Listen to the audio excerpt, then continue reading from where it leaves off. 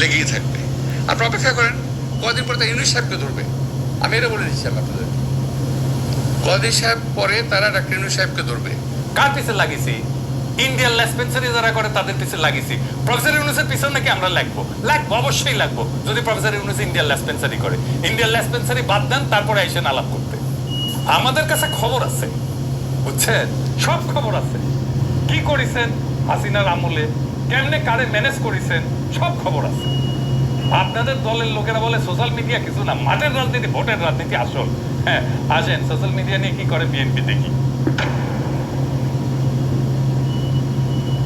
BNP plan নিছে যে তাদের ফেসবুকের পোস্টে তো কেউ যায় না, মাসি মারে ওরা নিজেরা বুঝে, তো স্পন্সর করতে পয়সা খরচ কর, টাকা খরচ কর, তা করবে না তারা। বট রিয়াক্ট, কিন্তু বট মানে বুঝেছেন তো, যন্ত্র থেকে ওই যে লাইক শেয়ার দিবে, বুঝেছে, কমেন্ট করবে, বট দিয়ে রিয়াক্ট দেন। দেখেন সব ভিয়েতনামের আইডি দেখেছেন? হ্যাঁ, আপনারা বিএনপির পোস্ট দেখবেন, দেখবেন যে হাজার হাজার লাভ রিয়াক্ট করেছে, ভালোবাসা যে বন্যা হয়ে যাইতেছে, আপনারা প্রভাবিত হয়ে যাবেন। আরে বাপরা সর্বনাশ, ভালো কাজ করেছে তো, ভালো কথা, আমি একটা লাভ রিয়াক্ট দিয়ে দিই। মানুষের সাথে এরকম প্রতারণা করতে পারে কেউ? আওয়ামী লীগ এরকম প্রতারণা করে নাই জনগণের সাথে, বিএনপি যেটা করছে দেখেছেন। এটাই আপনাদের জার্নি, এটাই বাংলাদেশের রাজনীতি। এরাই হয় মন্ত্রী, দলের শীর্ষ নেতা, আর একাডেমিক যোগ্যতায় কেরানি হয়ে যার জীবন পার করার কথা ছিল, সে হয় মন্ত্রী। যার উপার্জনের ধান্দাই হইতেছে কিভাবে অন্যরে ঠকাবে, আরেকজনকে অতিরিক্ত সুবিধা দেবে, অন্যরে বঞ্চনা করবে, ভয় দেখায় উপার্জন করবে, চান্দা নেবে। আমি যদি 1 টাকা ইউটিউবে উপার্জন করি না, সেটা আমার ইনকাম ট্যাক্সের ফাইলে আছে, এটা আমার বৈধ উপার্জন। আমি 1 টাকা যদি খরচা করি, ওটাও দেখাইতে পারবো আমি কিভাবে এই 1 টাকা উপার্জন করছি।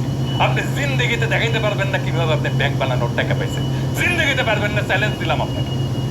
আপনার বৈধ উপার্জন কি? আপনি নিজেই ঘোষণায় বলছেন বাড়ি ভাড়ার টাকা আর ব্যাংকে রাখা সঞ্চয়পত্র। বাড়ি ভাড়ার টাকা পেট চালান, বসে বসে খান, আর ব্যাংকে রাখা সঞ্চয়পত্র ওইটি থেকে সুদ আসে, এটা হইতেছে আপনার উপার্জন। তবে এটা আজকের কথা না, 10 বছর আগের কথা। লজ্জা লাগে না আপনার? হ্যাঁ, আমার প্রত্যেকটা পয়সা হালাল, আপনার প্রত্যেকটা পয়সা হারাম। আপনি দাবি করতে পারবেন আপনার প্রত্যেকটা পয়সা হালাল? পারবেন না। মুখে হাত দিয়া বলবেন, আল্লাহর কসম কেটে বলবেন, দেখাই দেবেন আপনার উপার্জন কিভাবে হয়েছে, কেমনে আপনি ব্যাংক করছেন। আপনি কাউরে না কাউকে বঞ্চনা করে সুবিধা দেওয়া, ভয় দেখায় যে টাকা উপার্জন করছেন, সে উপার্জনের টাকা দিয়ে ক্যাডার পাবেন, সে ক্যাডার ভোটে জিতায়, আর অনুপার্জিত টাকায় ভোট কিনা এমপি হয়ে যান আপনি।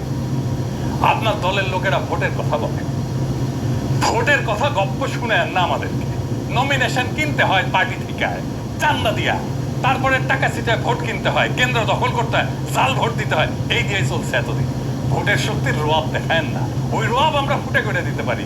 জুলাই বিপ্লবের আকাঙ্ক্ষা ছিল এই বন্দোবস্তের পরিবর্তন, সত্যিকারের মেধাবীদের দিয়ে রাষ্ট্র চালানো। আপনার কোনো স্কিল নাই মন্ত্রী হওয়ার, আপনি রাষ্ট্র জিনিসটাই বোঝেন নাই, আপনি রাজনীতিও বোঝেন নাই। ক্ষমতা আপনার কাছে টাকা উপার্জনের মৌকা, আর কিচ্ছু না। মির্জা ফখরুল বলছেন আমরা কোথায় নিয়ে যেতে চাই দেশকে, শুনেন। কিছু নতুন উদ্যোগ, আমি বলি উদ্যোগ আবির্ভূত হয়েছে। তারা বাংলাদেশকে কোথায় নিয়ে যেতে চায় আমি জানি না।